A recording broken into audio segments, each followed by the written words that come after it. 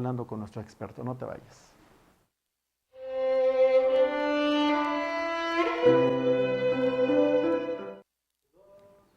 Bueno amigos, ya regresamos. Estamos hablando con nuestro experto en cuestiones laborales, es el maestro José Méndez Bravo. Entonces nos estaba diciendo de la cantidad de escuelas que se dice que tiene el estado de Oaxaca, pero dice que hay una cosa muy particular en esas escuelas. Recordemos que Jacques Gil Antón, uno de los grandes estudiosos del Colegio de México, nos dice que hay 109,000 escuelas que carecen de toda la infraestructura, como lo ha mencionado aquí el maestro Méndez Bravo.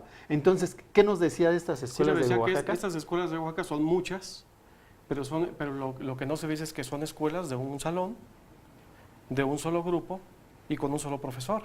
Y ese profesor da clase de primero a sexto grado. Imagínense nada más, multigrado, imagínense la calidad de la educación, además las condiciones en las que se encuentran las personas. Creo que entonces ahí ha habido grandes omisiones del Estado mexicano para invertir debidamente en los temas de la educación, en los temas de la infraestructura, en contar con los espacios suficientes para que todos los niños tengan acceso y los adolescentes a la educación pública obligatoria, y sobre todo que existan los profesores, todos los profesores, pues en los términos pedagógicamente y didácticamente adecuados. Bueno, el asunto además va más allá, mi estimado doctor, porque en este tema de la reforma educativa tenemos que fue precisamente una iniciativa que presentó el presidente de la República, que fue aprobada por ambas cámaras, y en donde las cámaras del Congreso, Cámara de Diputados y Cámara de Senadores, nunca buscaron el parecer de los involucrados en el proceso educativo. Fueron unas élites políticas, ¿sí?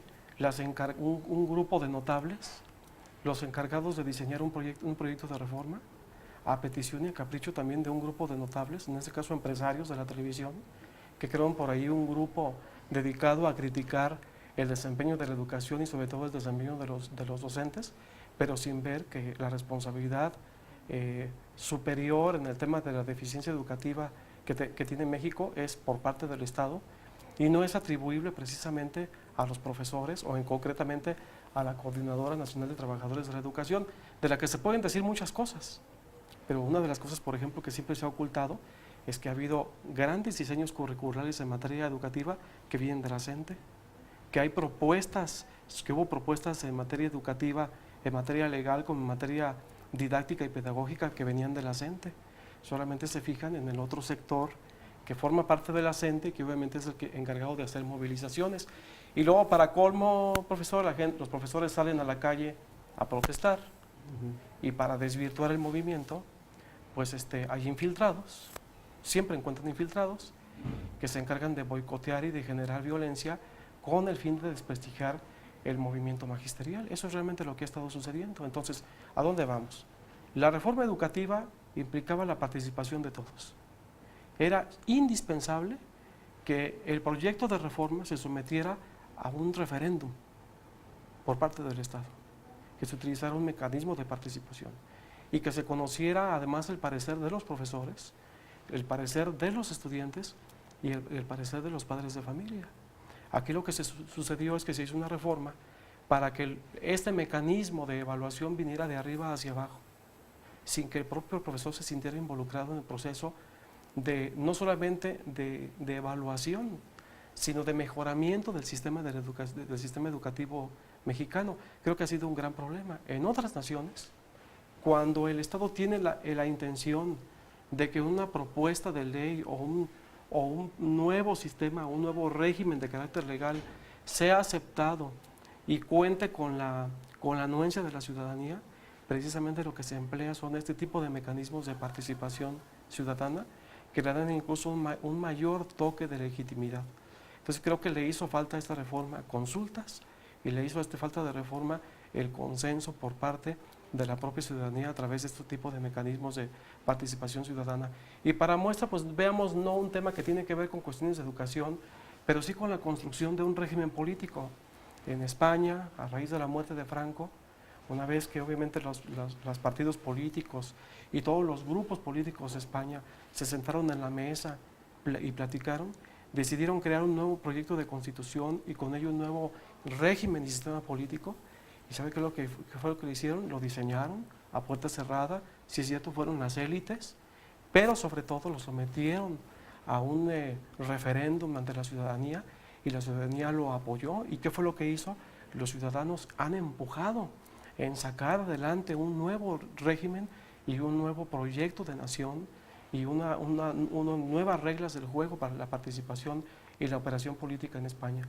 Aquí, en México, era indispensable que el tema de la reforma educativa se pactara, y se pactara no solamente con los profesores, se pactara con la sociedad, se pactara con los niños, y no solamente con las grandes élites económicas y las élites políticas, mi estimado doctor.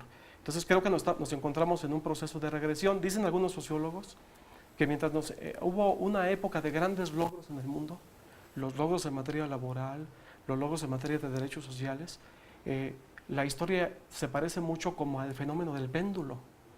El péndulo empieza a tener un proceso de regresión, incluso el tema de las libertades, un proceso de regresión y aguas, porque así como hemos tenido regímenes de tolerancia, si usted se ha fijado, nos estamos acercando más a regímenes autoritarios, ¿no? Este se está pareciendo mucho a este tipo de régimen y corre el peligro de que llegue a gobernar pues una serie de personajes que pudieran ser personas que atropellen las libertades y que atropellen incluso con mayor ahínco los derechos de los trabajadores, los derechos sociales y por supuesto los derechos humanos. Y bueno, hablando de este mismo tema, pues vemos lo que ha sucedido también en materia de la salud. Los trabajadores de la salud, ahora también sobre ellos existe una amenaza para que pierdan ellos su derecho. ¿Y sabe qué me he encontrado, mi estimado doctor? ¿Qué hace el gobierno federal y los gobiernos estatales con los médicos? Desde hace algunos años han estado contratando médicos para que trabajen en los centros de salud, para que trabajen en las clínicas rurales, en los hospitales, en centros hospitalarios, en grandes lugares donde se practican trabajos médicos excepcionales. Y no se les da el carácter de trabajadores a esas personas. El gobierno les ha hecho firmar contratos de honorarios, de prestación de servicios profesionales. Les hacen deducciones de impuestos sobre la renta. Y esos profesores, esos médicos no tienen derecho a un aguinaldo, no tienen derecho a vacaciones, no tienen derecho a una antigüedad, no tienen un derecho al incremento de sus prestaciones salariales porque no es un salario, son honorarios. Y de acuerdo a esos contratos, por cierto, hoy me tocó revisar algunos de ellos, de acuerdo a esos contratos, pues bueno, como ahí opera el derecho civil, no opera el derecho laboral, aquí rige entonces el principio de la autonomía de la voluntad, por lo tanto, en el momento que una de las partes decida rescindir el contrato, lo rescinde. Y en este caso, lo rescinde, ¿quién lo rescinde? Pues el propio Estado. Entonces, ese es el problema que se está avecinando en materia de salud. Los profesores han sido tratados ni siquiera como trabajadores, sino como unos elementos de tercera o de segunda que sirven a las labores y a la política de salud en favor de los propios mexicanos y donde se les vulneran los derechos fundamentales como trabajadores y como seres humanos. Yo no sé si les ha tocado ver a la gente del auditorio o a otras personas cómo es la vida de un médico en un hospital.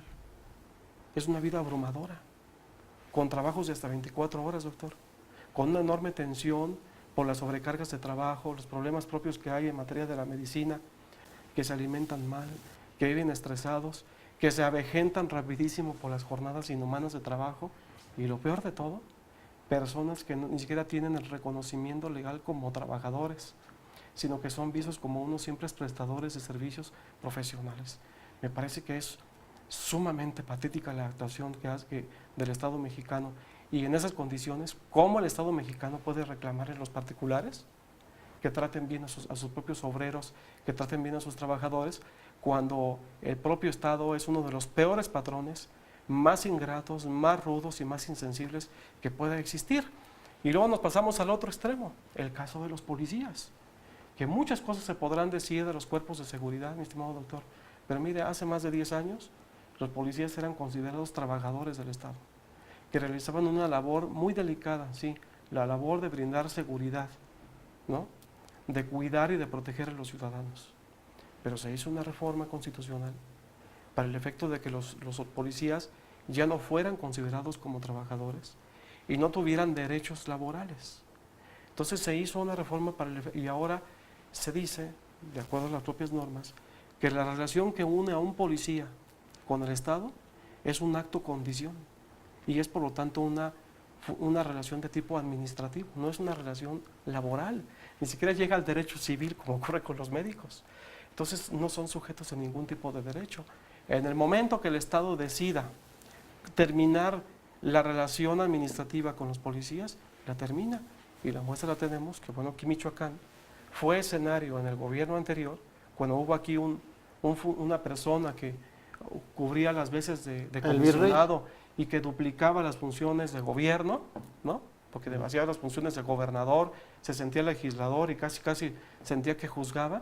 ¿Qué fue lo que hizo? Despidieron a miles de policías, a muchos los mandaron a la calle, ¿sí?, gente que tenía una carrera policial excelente, que eran policías ejemplares y que fueron mandados a la calle simplemente por una instrucción generalizada que se otorgó, y ellos a la hora de demandar pues, se encuentran con el hecho de que no son trabajadores, de que no pueden aspirar a derechos, de que no, aunque tengan 30 años trabajando para la institución, pues no van a recibir más que unas cuantas prestaciones, ¿no?, y que además sus demandas no pueden ser tramitadas ante un tribunal de tipo laboral, sino ante el Tribunal de Justicia Administrativa. Fíjense nada más, a eso estamos llegando. Entonces, todo esto que está pasando nos deja muy clara la evidencia, doctor, de que lo que ha estado pasando en nuestro país es la existencia de contrarreformas que han estado vulnerando a la clase trabajadora, no solamente a la clase obrera, a toda la clase trabajadora con bata blanca, clase trabajadora con uniforme de policía, clase trabajadora con funciones en la propia universidad. Es decir, hay una gran cantidad de regresiones en el Estado y entonces esto genera, por lo tanto, manifestaciones e inconformidades sociales. Y el Estado, el único instrumento que ha encontrado, según los gurús que gobiernan, es sacar policías para enfrentarse con profesores o pretender sacar policías para amedrentar a los médicos a efecto de que sus protestas se hagan por los cauces y por los caminos que señala la propia autoridad. Entonces, en el otro corte no lo dice porque sí, doctor, ya nos estamos emocionando y bueno, el artículo 123 constitucional, aquel que estaba destinado a proteger al trabajador, ahora es un artículo simplemente de letra muerta. Regresamos, estamos aquí en tu programa Se Comentario.